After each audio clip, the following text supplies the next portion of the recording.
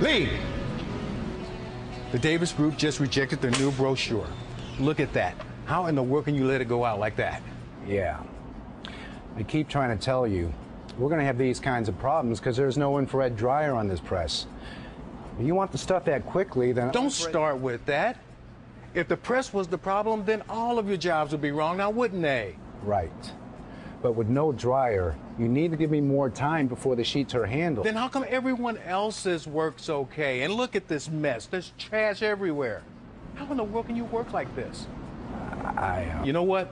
Just get this place straightened up. Let's not have any more mistakes like this. We can't afford it.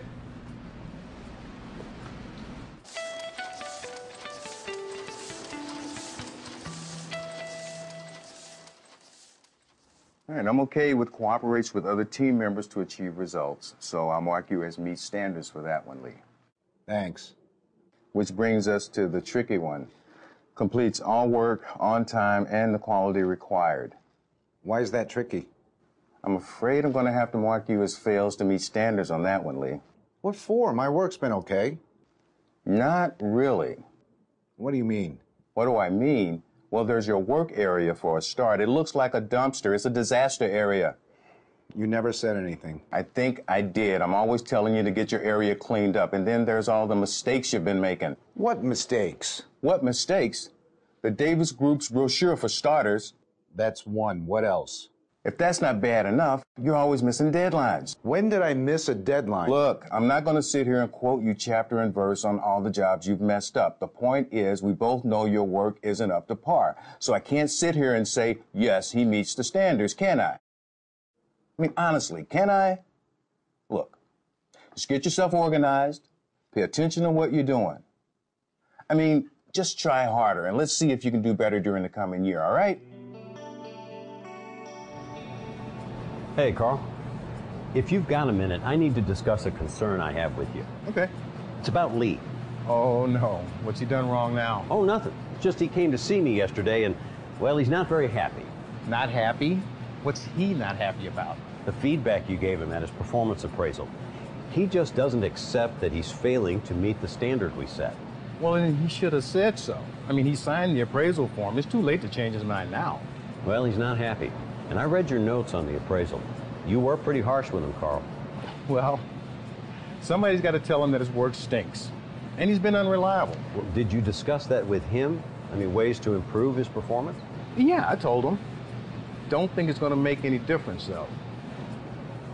Is he capable of delivering the performance that you want?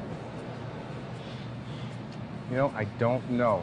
If he is, he really hasn't shown it. Okay, maybe he could be a good worker, but I don't like his attitude. But don't you think we should at least try to turn his performance around? Well, I thought I did. What do you want me to do? Look, let's talk somewhere where it's more comfortable. Why don't you come on to my office? Carl, when you give someone feedback, what are you really trying to do?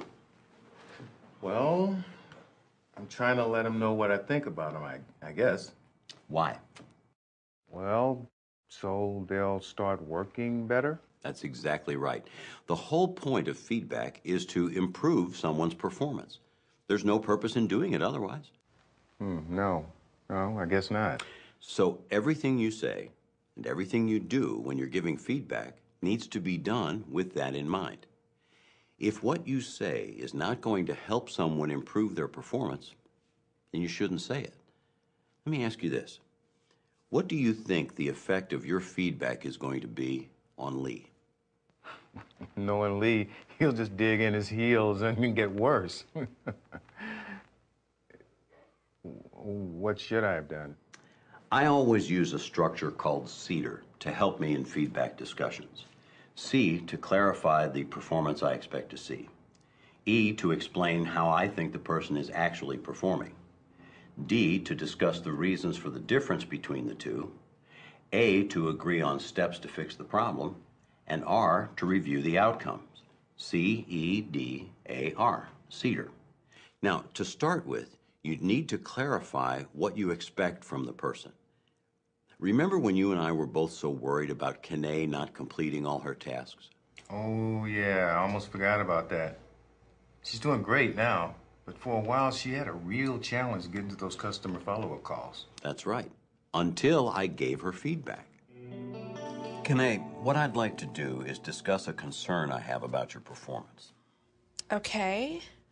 Let me tell you what's worrying me, and then I'd like to hear your take on it, okay? Yeah, okay. Now, what I was expecting you to do was to call all of our customers after we completed their jobs to make sure they were happy with our work. But what I'm actually seeing is that you're talking to about maybe 1 in 3. Is that how you see it? That's what I mean about clarify the performance I expect and explain how I think they're actually performing. I told her what I had expected to see and what I was actually seeing, and then asked her if she agreed with me. Well, why'd you do that? To make sure that we were both in agreement on the facts. See, if you don't first agree on the facts, you'll never make any progress. Now, once I'd told her what I was concerned about, then I needed to hear what she had to say about it. That's the D of CEDAR. Discuss the differences between what you want to see and what you are seeing. Maybe 1 in 3. Is that how you see it? Well, yeah, I mean, I'm not calling every customer, but that's because of all the other stuff I have to do each day. There's just not enough time. So what's stopping you from making the calls? All the admin work, I guess. All right, can you remind me, please, of the other things you have to do? Sure. I handle all the prep work for the sales team, their appointments and their travel arrangements. Well, that's certainly important. And takes what, about half your time? About that, yes. Okay. What else? And then there's the sales quotes, emailing the quotes out, filing the documents. And that takes up what? Maybe another couple of hours a day. Leaving a couple of hours each day for making the calls. Well, no, then there's the website to do. With the website? I didn't know you were involved with that. Tell me about that. Well, yeah, after Jennifer left, there was no one doing the daily updates. So the sales team asked if I would do them, and I've done them ever since. So then I was getting the whole picture. She wasn't just being lazy. She simply didn't have time to do what I wanted. Wow, you treated her pretty well during that process. And that is so important, Carl. If you are not courteous, if you're not respectful, you run the risk of making people defensive and hostile. Remember, you need them on your side to solve the problem.